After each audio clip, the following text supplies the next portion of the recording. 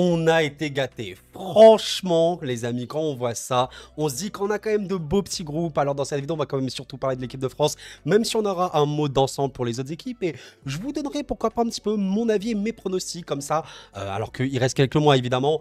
C'est pas un truc très pertinent parce que on sait que dans le football, en 6-7 mois, tellement de choses peuvent arriver. Mais voilà, je voulais quand même exprimer mon avis par rapport à tout ça.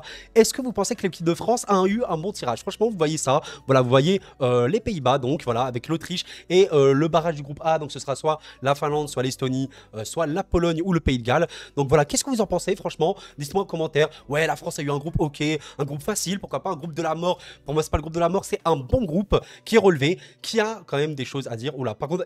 Excusez-moi, la vidéo a crash, je suis désolé. Mais voilà, franchement, c'est quand même un très beau tirage dans l'ensemble, je trouve. Comme vous pouvez le voir, il y a vraiment des groupes très exquis, très exotiques. Et en vrai, le groupe B, les amis, je pense que c'est quand même le groupe de la mort. Parce que oui, l'Espagne, la Croatie, l'Italie et l'Albanie. L'Albanie, les amis, beaucoup trop de gens, je trouve. Sous-estime cette équipe qui a fait une très bonne campagne de qualification, qui a perdu une seule fois. D'ailleurs, son deuxième match, il me semble, contre la Pologne. Mais à part ça, qui a vraiment fait une très belle qualif. Et c'est vraiment le groupe de la mort parce que réellement, dans ce groupe B, tout le monde peut passer et tout le monde peut sauter. Voilà. Je rappelle, les amis, il y a le meilleur troisième. Il y a toujours cette règle du meilleur troisième. Donc, si jamais tu termines troisième, tu as moyen de sortir. Donc, c'est pour ça que chaque match est absolument capital. Tu ne peux pas laisser un match de côté. Tu dois absolument essayer de tout gagner. Et si tu ne gagnes pas, prends le moins de buts possible et en marquer le plus possible. Voilà. Donc franchement, ça va être une compétition, je trouve, exceptionnelle. Vraiment, je trouve qu'on aura des très beaux matchs. D'ailleurs, petite information, si vous supportez l'équipe de France, alors il y a ActuFoot qui a fait un tweet, si elle termine première dans son groupe, l'équipe de France affrontera le deuxième du groupe F en huitième de finale de l'Euro. Voilà, le deuxième du groupe F. Donc comme vous pouvez le voir les groupes ici, c'est-à-dire le groupe du Portugal qui est plutôt, je trouve, un groupe ok pour le Portugal, qui pour moi n'aura pas trop de mal normalement à sortir. Après, attention, le football, c'est le football. Mais voilà, le deuxième du groupe F, donc potentiellement là comme ça, tu te dis, allez, on va dire à l'instinct, la Turquie pourrait finir deuxième. Après, attention, peut-être que le Portugal va finir deuxième, mais je trouve tellement bon pour moi. Le Portugal est dans les trois favoris de l'Euro avec l'Angleterre et la France. Mais voilà, donc c'est un très beau groupe. Et quand tu vois les autres groupes, bon bah, réellement, je suis en train de me dire que la compétition peut être très grandiose et en fait surtout qu'il peut y avoir des surprises vraiment inattendues. Vraiment, j'insiste là-dessus. Parce que vous savez, dans le chapeau 2, il y avait des équipes, on se dit ouais, le chapeau 2 il est un peu faible, il y a l'Albanie, il y a la Hongrie, mais les amis, en fait, c'est de très bonnes équipes. Et honnêtement, la Hongrie qui est dans le groupe A, mais l'Allemagne n'est pas sortie de l'auberge. Attention, ok, l'Allemagne en vrai avec l'Écosse, la Suisse, ok, mais la Hongrie c'est fort. Et rappelez-vous que l'Écosse a bien fait sa qualif, elle a même tenu tête à l'Espagne, quand même, on sait comment c'est. Elle a battu la Norvège, donc elle est là. Et la Suisse, même si c'est plus aussi fort qu'il y a 2 ans, on va dire, la Suisse, c'est toujours des individualités qui peuvent faire très mal. Donc, par exemple, dans ce groupe A, le pronostic que j'ai envie de vous balancer comme ça va être Allemagne-Hongrie quand même. Mais, Hongrie-Allemagne, possible. Hongrie première, Allemagne deuxième, ou pourquoi pas Hongrie-Écosse, Hongrie-Suisse. En vrai de vrai, je vois quand même l'Allemagne un peu forte. Elle est à domicile. Ce serait cataclysmique. Rendez-vous compte qu'elle sorte à domicile en poule. Et je me dis que certes, l'Écosse, c'est quand même bien. Il y a des vrais bons joueurs, il y a des individualités, mais collectivement, c'est quand même faible. Il y a très peu de possession. C'est juste en compte, et coup de pied arrêté. La Suisse, ça a quand même beaucoup downgrade. Donc c'est pour ça que je me dis l'Allemagne a quand même une avance. Et c'est pour ça que je vais dire Allemagne-Hongrie pour le groupe A. Voilà. En vrai, le groupe B, les amis, on va le faire à la fin parce que c'est tellement le groupe de la mort qu'on va passer directement au groupe C pour l'Angleterre, qui est évidemment un des favoris de ce groupe, de cette compétition. Sincèrement, qu'est-ce que vous en pensez? Je trouve personnellement que le groupe de l'Angleterre est abordable, très abordable pour eux, parce que oui, sur le papier on voit de très bonnes équipes, genre la Serbie et le Danemark, mais le Danemark par exemple, c'est plus aussi fort qu'à une époque, hein. Le Danemark à une époque était vraiment très fort. Il y a genre 2 ans c'était vraiment très fort. Au dernier Euro, il y a 3 ans, c'était vraiment super fort. Malheureusement, ça a beaucoup diminué, c'est devenu assez faible, et malgré le fait qu'ils ont toujours de bonnes individualités, il y a aussi Højlund, hein, qui va jouer la compétition. C'est moins fort, mais attention quand même, voilà, collectivement c'est pas aussi dominateur qu'à l'époque. Et c'est dommage parce que à l'époque, pour moi, c'était une des plus belles équipes d'Europe. Voilà, la Slovénie, c'est un peu faible. En plus, c'est une équipe assez défensive. Voilà, et la Serbie, c'est un peu comme ci, comme ça. Ça peut être. Il y a quand même du potentiel en Serbie, hein. Il faut dire la vérité. Vlahovic, etc. Il y a beaucoup de bons joueurs. Mais collectivement, c'est fébrile aussi. Donc, on va pas se mentir, les amis. L'Angleterre part avec une avance assez importante pour ce match-là. Il faut dire la vérité. Mais il y a un mais. Pourquoi je ne mets pas l'Angleterre en favori ultime non plus? Parce que, certes, les joueurs. L'équipe type, elle est absurde. L'effectif, il est absurde. C'est exceptionnel. Ils ont parmi les meilleurs joueurs du monde. Mais il y a un mais.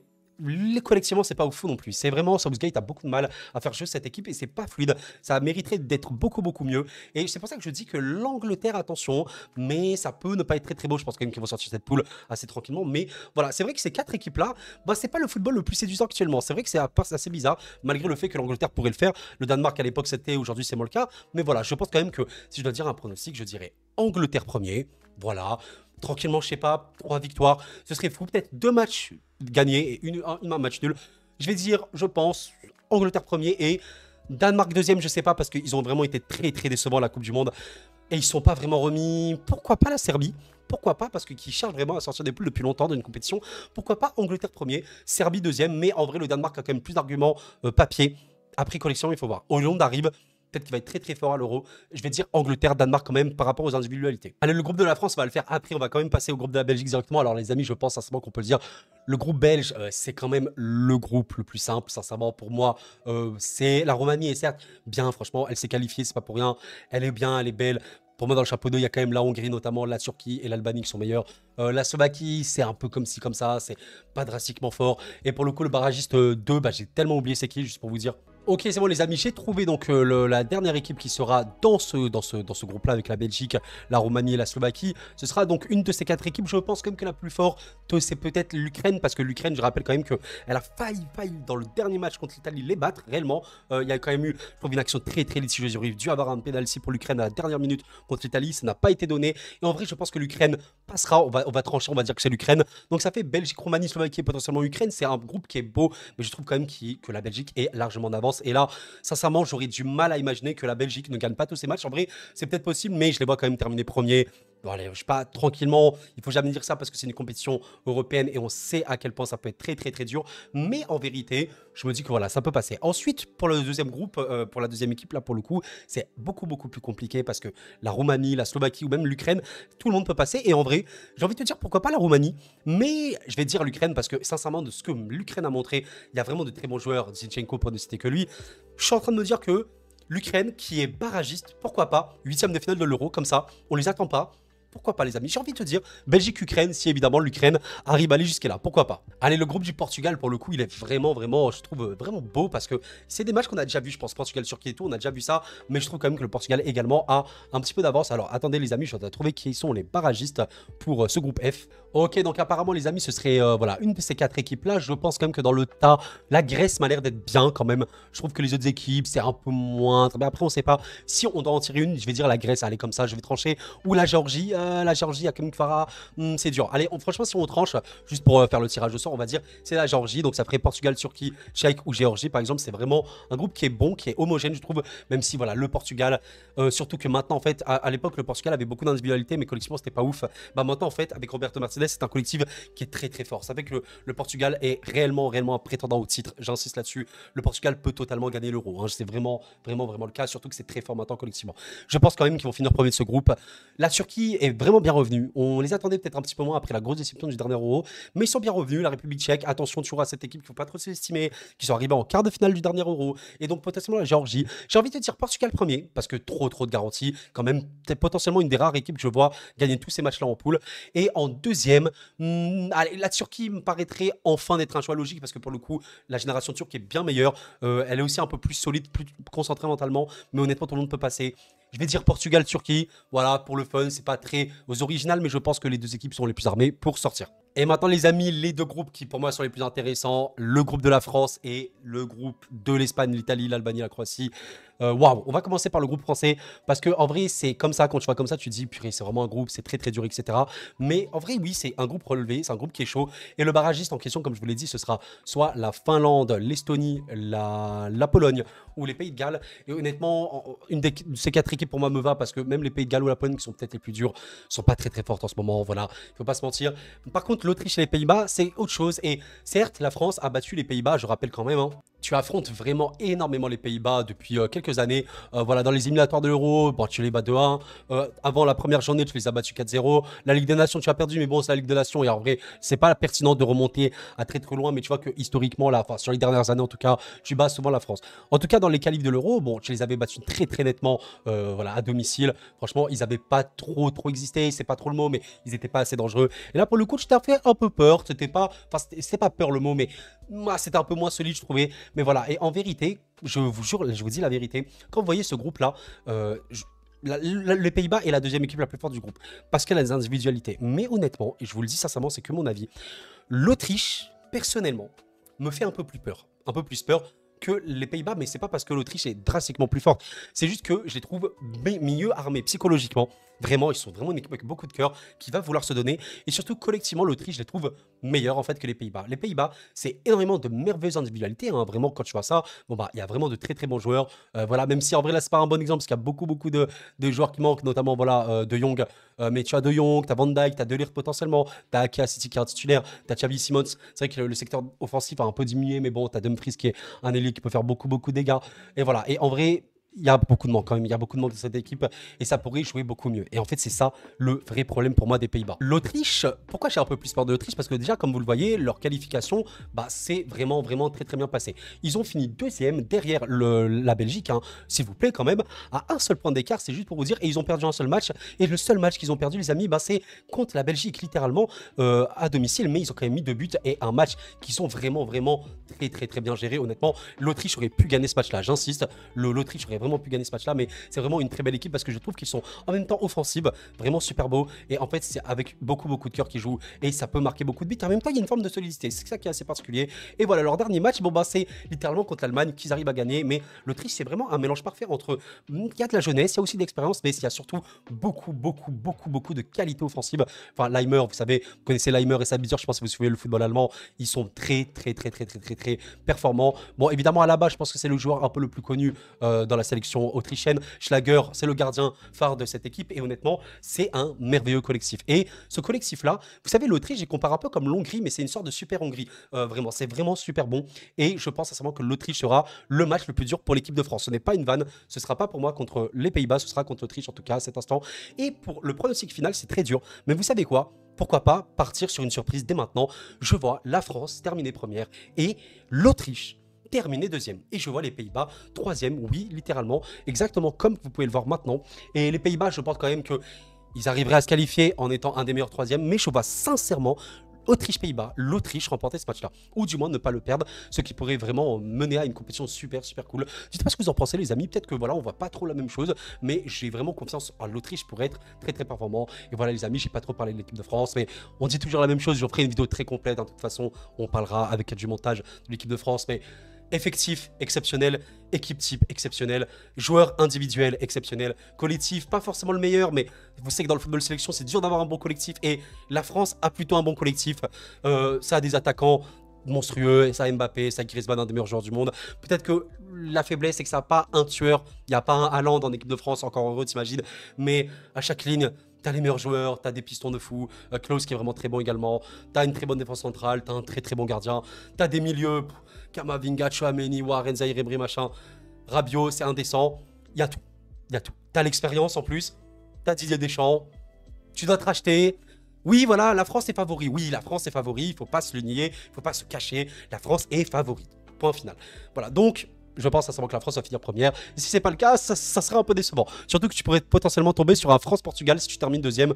Enfin, un des deux termine deuxième, et ça, ce serait choquant. Et enfin, le dernier groupe, les amis. Oh, Espagne, Albanie, Croatie, Italie. Et ben ça, les gars, c'est le groupe de la mort, littéralement. Vous savez pourquoi j'aime beaucoup ce groupe-là? Parce que déjà, c'est un groupe de la mort, mais c'est aussi un groupe original qu'on va pas trop. Même si on a déjà eu des Espagne-Croatie, évidemment, Espagne-Italie, mais le fait d'avoir l'Albanie là, c'est un truc en plus. Et j'ai vu des gens se moquer de l'Albanie, et pour moi, c'est un gros problème.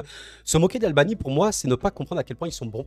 Ils sont solides défensivement et ils sont bons collectivement. D'ailleurs, si on regarde un petit peu leur qualification à l'Euro, bah, de mémoire, ils ont terminé premier de leur groupe, voilà, ex aequo avec la Tchéquie, en perdant une seule fois, il me semble, contre la Pologne dans les 2 premières journées, mais surtout en se prenant très très peu de buts. L'Albanie est une équipe qui est très solide défensivement. Elle gagne à peu près ses matchs sur ça, sur une très bonne défense. Parce que en vérité, quand on regarde les joueurs, il n'y a pas des joueurs individuels qui sont exceptionnels en Albanie, c'est une vérité. Mais le collectif, il est vraiment très bon. Et il faut croire un truc, c'est que Monsieur Silvino, je sais que voilà, pour ceux qui suivent l'OL, vous savez c'est qui Silvino? Ce cher Mister Silvino a un petit peu transformé la sélection albanaise, hein, qui est un peu une sélection un peu osef dans le monde du football européen et qui est devenue d'un coup très bonne, très forte et avec également un cœur énorme. C'est vraiment une équipe qui va se battre dans ce groupe-là pour sortir. Ce n'est pas une vanne. Et honnêtement, pour moi, c'est le groupe de loin le plus dur à pronostiquer parce que tout le monde peut sortir et tout le monde peut être éliminé. Je vais quand même donner un avantage certain à la sélection espagnole parce qu'on parlait d'une équipe qui, collectivement, c'est compliqué de bien jouer en sélection, c'est normal parce que les joueurs ne se voient pas tout le temps. Pour le coup, la sélection espagnole est monstrueuse collectivement. Ce qui manque vraiment à l'Espagne, c'est ce tueur-là, mais force est de constater qu'actuellement, Morata est vraiment bon. Pourquoi pas un Morata à son prime, avec un Asensio à son prime, et l'Espagne peut devenir beaucoup plus forte, surtout quand tu sais que tu as pas seulement Pedri au milieu de terrain, c'est monstrueux. C'est vrai que Gabi est blessé, c'est très compliqué, c'est dommage pour eux, mais à part ça, voilà, c'est vraiment une très bonne sélection, l'Espagne. Et voilà, et la Croatie, vous savez, si on parle un peu de la Croatie, c'est très particulier parce que il faut être honnête, la Croatie n'est pas très bonne. On va pas faire les mecs, la Croatie n'est pas très bonne actuellement. Je pense que si vous posez la question à un Croate aujourd'hui, vous dites ouais, est-ce que la Croatie est forte et tout, il va pas vous dire oui parce que malgré le fait voilà qu'elle arrive à sortir en étant deuxième derrière la Croatie, c'est des matchs cherchés à l'arrache. Hein. Tu perds notamment ce match-là à domicile contre la Turquie en ne faisant quasiment rien du match. Tu perds ce match-là contre les Pays de Galles, s'il vous plaît, en ayant une production très faible, malgré une position très large. Et en fait, ce qui est particulier, c'est que la Croatie aujourd'hui, ça a des très bons joueurs, notamment au milieu de terrain. On les présente plus tous les Icha, Kovacic, Brozovic, Modric, évidemment, la légende. Très bon milieu de terrain. Ça, de la défense, hein, honnêtement, Gvardiol, c'est vraiment super bon. Tu as potentiellement sur le banc des mecs comme Pasalic, Stanisic, c'est très important. Je sais que tu as potentiellement Perisic qui va revenir sur l'aile. Mais en fait, ce qui manque, les amis, comme vous pouvez le voir, il n'y a pas de tueur. Il n'y a pas d'avançante. Il n'y a pas un mec qui va planter des buts. Et ça manque. Vraiment, les amis, cette Croatie-là, avec Mandzukic, c'est totalement autre chose. Et c'est dommage parce que même collectivement, tu sens que c'est pas ouf. Il n'y a pas beaucoup de transition, il n'y a pas beaucoup d'accélération, il n'y a pas beaucoup de prise dans les grands espaces. C'est un peu voilà, de la position stérile pour rien. Par exemple, ce match-là, il le perd, des amis, avec 73% de possession. Et c'est dommage parce qu'il y a à peu près tout, sauf l'avancante, et même le gardien est super bon. Et il n'y a pas le collectif. Après, on connaît les Croates, on connaît leur abnégation, et attention parce que dans ce groupe-là, ils peuvent totalement sortir avec l'Italie et l'Espagne et l'Albanie. Et l'Italie, les amis, c'est vraiment une équipe très particulière parce que c'est une équipe qui, on peut peut-être dire en crise, je sais pas, mais l'Italie n'est clairement plus la grande Italie hein, de l'époque, hein, évidemment, même de l'Euro, hein, mais je n'ai même pas besoin de remonter à 20 ans, même de l'Euro, qui sont champions actuels en titre, mais voilà, ils terminent deuxième, ils ont failli faire les barrages, encore une fois, rendez-vous compte, honnêtement, ils auraient pu perdre ce match-là, mais c'est fébrile, c'est honnêtement, l'Italie peut faire de belles choses, mais comme peut faire des choses beaucoup moins bonnes. Et sincèrement, je pense que ce qui définit bien l'Italie aujourd'hui, c'est un peu le déséquilibre. C'est une équipe qui a des bons joueurs, qui a quand même un manque, hein. Faut pas se mentir, il y a quand même un manque en Italie, c'est-à-dire que quand tu regardes l'équipe italienne, voilà, là par exemple, tu affrontes l'Angleterre, qui même si je l'ai dit, l'Angleterre collectivement, c'est pas ouf, ils pourront toujours faire la différence avec leur individualité, juste indécente évidemment. Regarde, quand tu vois l'équipe type l'Italie, ok, t'as Barella qui est honnêtement très bon, mais à part ça, bon, Cristante, ok, Fratesi, est-ce que des gens les connaissent? Enfin, personnellement, je suis un peu le foot, donc je connais ces gens au moins de nom, mais pour ceux qui ne suivent pas le football, on connaît au moins les joueurs anglais, enfin vous voyez, on les connaît un peu de loin et tout, on sait comment ils sont performants. El Shaarawy, d'accord, Scamacca, est-ce que c'est lui vraiment l'avancante de l'Italie? Berardi, ok, pour le coup, lui, il est vraiment bien. Donc il y a des bons joueurs, je dis pas, et offensivement, ça peut être très bon. On connaît Di Lorenzo, on connaît potentiellement Di Marco également, qui peuvent être très bons. Mais est-ce que ça suffit? Et c'est pour ça que je trouve qu'il y a un manque de vivier en Italie, qui est important, un peu comme en Allemagne, mais il y a également défensivement, c'est un peu fébrile. Malgré le fait qu'ils aient Donnarumma, on sait qu'il n'est pas un joueur mûr, et voilà. Donc c'est pour ça qu'en vrai, dans ce groupe-là, on peut en faire une vidéo d'1 heure, parce que tout est possible. Tout le monde peut sortir et tout le monde peut perdre réellement. Et je pense sincèrement quand même que si je dois donner un pronostic, je pense que l'Allemagne, on peut quand même les mettre première de ce groupe-là, parce qu'ils partent avec collectivement beaucoup trop de certitude. C'est très fort collectivement.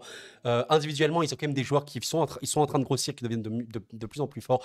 Et voilà. Et après, pour la deuxième place, c'est très compliqué pour moi, honnêtement. Les amis, c'est quasiment impossible pour moi de pronostiquer là, mais vous savez, si j'ai envie de faire un pronostic assez exquis, pour le fun, je vais dire Espagne première, Albanie deuxième, égalité avec la Croatie qui sera troisième et qui passera parce qu'elle sera dans les meilleurs troisièmes, et l'Italie dernière du groupe. Ce n'est pas une vanne, en perdant 2 matchs, en faisant je crois un match nul. Voilà, ça c'est mon petit pronostic exquis. Dites-moi ce que vous en pensez, mais bon, tout est possible. Alors l'Italie peut finir première, l'Espagne deuxième, je sais pas, voilà. Mais en vrai, voilà, j'ai envie de dire Espagne première, Albanie et Croatie, deuxième, ex aequo, mais l'Albanie en ayant marqué plus de buts sera devant. Et la Croatie passera quand même en huitième de finale parce que le meilleur troisième. Et l'Italie, dernière, champion d'Europe en titre, éliminé d'office. Pourquoi pas les amis, pourquoi pas. Bon voilà les amis, en tout cas c'est la fin de cette vidéo, pensez à la liker si vous l'avez apprécié, ça me récompense énormément, merci infiniment à vous, et n'hésitez pas à me dire qu'est-ce que vous en pensez de ces groupes, n'hésitez pas à évidemment, les amis vous connaissez, balancer vos pronostics pour n'importe quel groupe si vous voulez, pour l'équipe de France, est-ce que vous êtes stressé, est-ce que vous n'êtes pas stressé, vous supportez qui, franchement mettez des drapeaux, mettez votre drapeau, je sais pas, drapeau France, Belgique, Suisse, qu'importe qui vous supportez, et voilà, en tout cas j'ai tellement hâte parce que c'est les compétitions qu'on aime le plus, c'est les compétitions internationales et tout est possible dans ces compétitions-là. Le football, ça va très très vite, les gars. Les poules, c'est 3 matchs. 3 matchs. Tu perds le premier match, déjà, t'es mal. Tu dois vraiment te mettre dans les meilleures dispositions pour gagner et tout est possible parce qu'on ne peut pas préparer ces compétitions. Les équipes qu'on voit le moins venir, parfois elles peuvent aller le plus loin et ça va être fou. La Tchéquie avait fait quart de finale il y a 4 ans. Le Danemark, quand même, qui était un peu attendu, le Danemark, faut pas se mentir, on fait demi-finale, etc. Donc tout peut arriver, les amis, et j'ai vraiment hâte de voir. Bref, les amis, c'était Koro, prenez soin de vous et la paix sur vous.